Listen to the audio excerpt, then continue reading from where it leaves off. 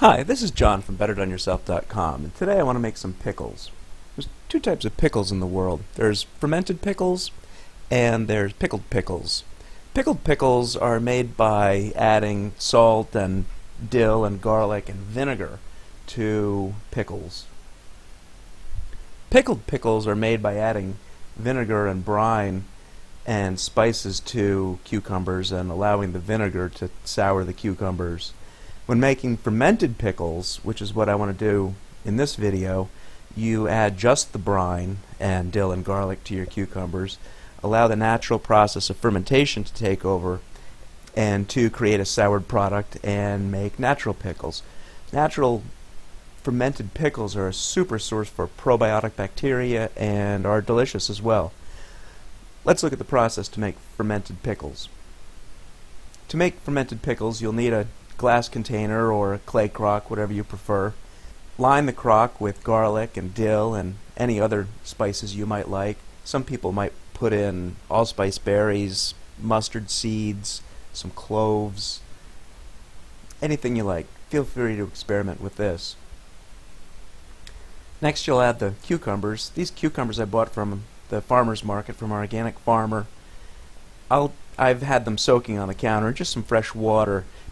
Be careful not to use chlorinated water for any process in any of these steps. Chlorine kills bacteria, and we're really looking to harbor these bacteria to create the actual ferment. So these cucumbers are just rinsed. I'm cutting off the ends of the cucumbers. The ends of the cucumbers contain an enzyme that helps to break down and rot and create a fertile bed for the seeds to sprout and create the next generation of cucumbers. You need to remove the tips of the cucumber to prevent this from happening, and it'll prevent your pickles from becoming too mushy. So go through and cut your pickle spears any size you like. You can slice them, you can dice them, you can make spears as I'm doing. I'm cutting these in sixths just to get the spears down to a nice size for eating. It really doesn't matter. Let your heart be your guide. For this batch I'm just doing spears. I'll do another batch here and I'll make some rounds, but for this I'm just doing spears. Cut up all your cucumbers and press them down into the fermenting vessel just to make room. They'll tend to shrink a bit while they're fermenting. They'll become less dense, they'll become obviously a little softer, but pack them in your container as best you can.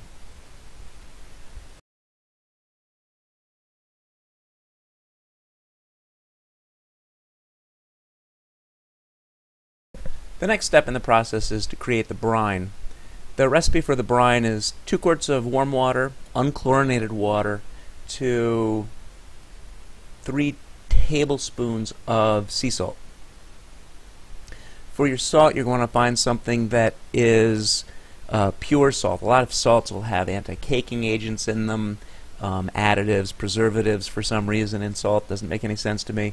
I like to buy this at Costco. This is a pure sea salt. Check the ingredients and you can see that there's nothing other than salt in this product.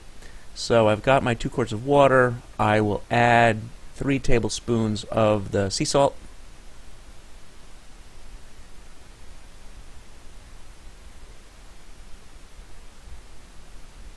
And then just give it a good mix to dissolve all that salt. Make sure everything's dissolved so nothing gets left in the bottom of the mixing container when you add this to the cucumbers.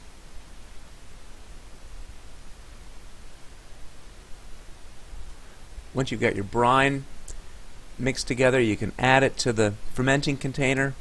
Just go ahead and fill it right up. When fermenting, you want to make sure your soon-to-be pickles are kept out of the air. Anything that's in contact with the air is going to rot. Rotting is an aerobic process. Fermenting is an anaerobic process, meaning without air, without oxygen. So we need to make sure that all of the cucumbers are held down below the surface of the air. If you have got some kind of a weight or some kind of a circular thing that fits inside your crock, you're in good shape. I like to use just a clean Ziploc bag with more of my brine inside it, and then I can push that down to push the cucumbers down below the surface of the water, and that'll hold everything in place while it ferments. This also allows gases to escape. Carbon dioxide is given off by the fermenting process, and you want that to be able to escape from the vessel.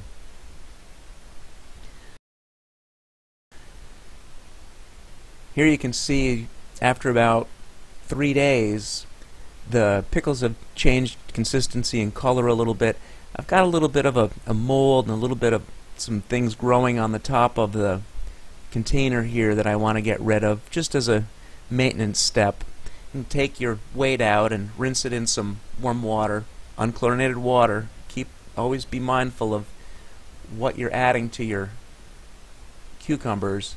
I'm just going to use a ladle to see if I can just skim a little bit of this product off the top of the container. Just maybe some mold, a little bit of things that might have landed in it. I don't really care for having in my pickles, so just take a quick step. You may not even have to do this.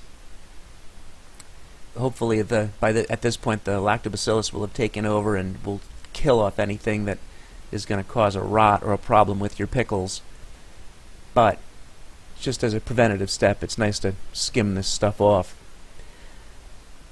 Grab a clean dish towel and wipe off the rim, get off any bits that are sticking to the glass, and you can taste your pickles, see how your progress is coming along. Basically what you want to do is just keep this process up, keep the pickle jar in a room temperature, dark environment, sealed off from air, and then every couple of days taste a pickle. Once they taste the way you want them, you're done.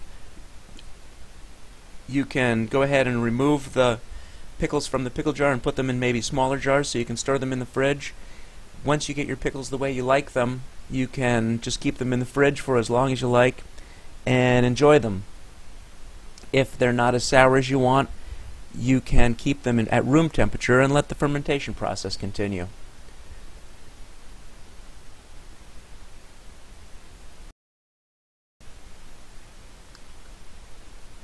Well, that's all for now. Thanks for watching the video. If you like my videos, don't forget to subscribe and leave me some comments below for some other videos you'd like to see.